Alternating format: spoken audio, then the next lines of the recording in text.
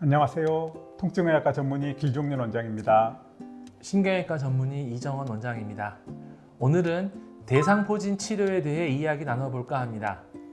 대상포진 환자분들 진료하다 보면요, 수포보다 통증이 더 무섭다라고 말씀하시는 분들이 정말 많습니다.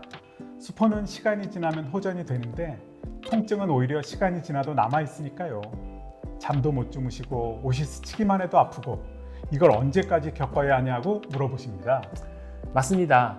특히 신경통으로 넘어간 경우에는 통증 양상이 일반적인 통증이랑 완전히 다르죠. 불에 타는 것 같다, 칼로 베는 것 같다고 표현하시는 분들도 많고요.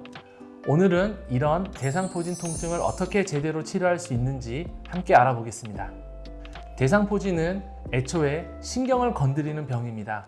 바이러스가 신경절에 숨어 있다가 활성화되면서 신경을 따라 내려오는데 그 과정에서 신경 자체가 손상되거든요.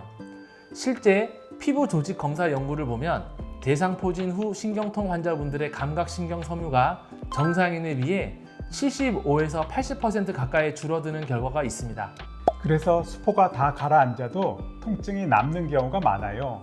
바이러스가 신경을 갉아먹는다고 쉽게 표현할 수 있을 정도로 신경이 망가지는 겁니다. 감각신경이 파괴되면서 정상적인 감각을 담당하던 부분과 통증을 담당하던 부분이 혼선이 생기는 거죠. 그래서 옷이 스치는 정도의 자극에도 극심한 통증을 느끼게 되는 겁니다. 특히 처음 통증이 심했던 분들, 초기에 통증 조절이 잘 안 됐던 분들은 신경통으로 이어질 가능성이 훨씬 높습니다. 그래서 초기 치료가 정말 중요해요. 대상포진 치료의 시작은 약물입니다. 항바이러스제 그리고 신경통 조절을 위한 진통제는 반드시 필요하죠. 다만 약을 먹고 있는데도 통증이 그대로이거나 통증이 너무 강한 경우들이 있습니다. 이미 과도하게 흥분된 신경을 약물만으로는 가라앉히기 어려운 경우가 많거든요. 치료가 늦어지면 신경이 그 통증 상태를 기억해버리는 경우도 생깁니다. 마치 신경이 통증을 학습한 것처럼요. 그래서 필요한 게 신경차단술입니다. 신경차단술이라고 하면 신경을 막거나 없앤다고 오해하시는데 그건 아니에요. 통증 신호가 지나가는 신경 주변에 약물을 정확히 주입해서 과민해진 신경을 진정시키는 치료입니다. 쉽게 말하면 고장나서 너무 흥분한 신경을 회복하게 해주는 거라고 보시면 됩니다. 약물 치료를 잘 하고 있는데도 통증이 잘 조절되지 않거나 통증이 너무 심해서 일상적인 생활이 힘들다면 초기부터 신경차단술을 함께 고려하는 게 좋습니다. 특히 수포가 생긴 후 빠를수록 효과가 좋고 신경통으로 진행되는 것을 예방하는 효과도 있어요. 실제로 제가 진료하면서 안타까운 경우를 많이 봅니다.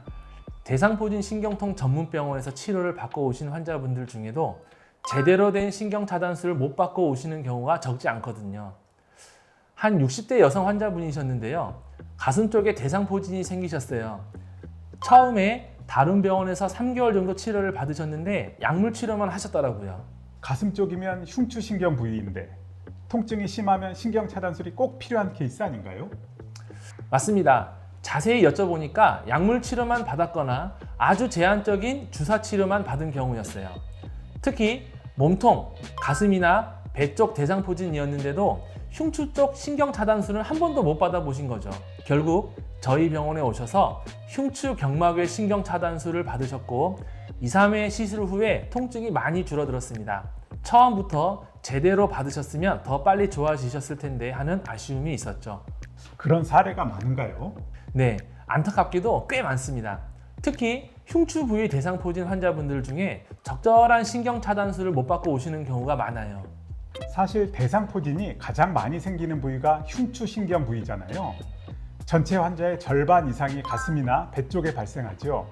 그런데 문제는 이 흉추 부위의 신경차단술의 난이도가 상당히 높다는 겁니다. 맞습니다. 흉추는 구조적으로 갈비뼈, 폐, 주요 혈관들이 아주 가까이 있어서 조금만 방향이 틀어져도 위험할 수 있는 부위거든요. 게다가 흉추는 경추나 요추보다 공간 자체가 좁아서 정확한 해부학적 이해와 실제 시술 경험이 없으면 접근 자체가 어렵습니다. 흉추 경막외 신경 차단술이나 선택적 신경근 차단술은 영상 장비를 보면서도 미세한 각도 조절이 필요합니다. 1mm에서 2mm만 벗어나도 합병증이 생길 수 있는 부위라서 숙련도가 정말 중요해요.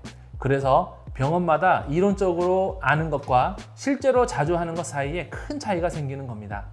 결국 환자분들 입장에서는 이름만 대상포진 신경통 전문병원이 아니라 그 병원이 흉추 신경 차단술을 제대로 하고 있는지가 훨씬 중요해지는 거네요. 신경 차단술도 환자분 상태에 따라 정말 다양하게 접근해야 합니다. 수포 발생 후 2주에서 2개월에 시행하면 통증 호전 효과가 좋고 대상포진 후 신경통으로 진행되는 것을 줄일 수 있습니다. 그래서 환자분의 통증 부위, 발생 시기, 통증 강도에 따라 치료 방법을 달리 적용하는 게 중요합니다. 획일적인 프로토콜보다는 맞춤형 접근이 필요한 거죠. 맞습니다. 대상포진 치료는 단순히 약만 먹는 게 아니라 상황에 맞는 적극적인 통증 관리가 필요하기 때문에 이런 다양한 시술을 할 수 있는 숙련된 마취통증의학과 전문의를 찾는 게 중요한 겁니다. 대상포진 통증은 시간이 해결해주는 통증이 아닌 경우가 많습니다. 초기에 어떻게 접근했냐가 몇 달, 몇 년 뒤의 삶의 질을 결정하는 경우도 많고요.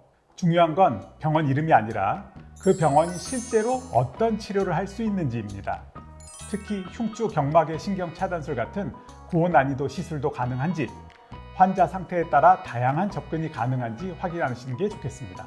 약물 치료는 기본이고 필요한 경우에는 신경 차단술 같은 적극적인 치료가 함께 이루어져야 합니다. 대상포진 통증으로 힘들다면 초기부터 제대로 상담받아 보시기를 바랍니다.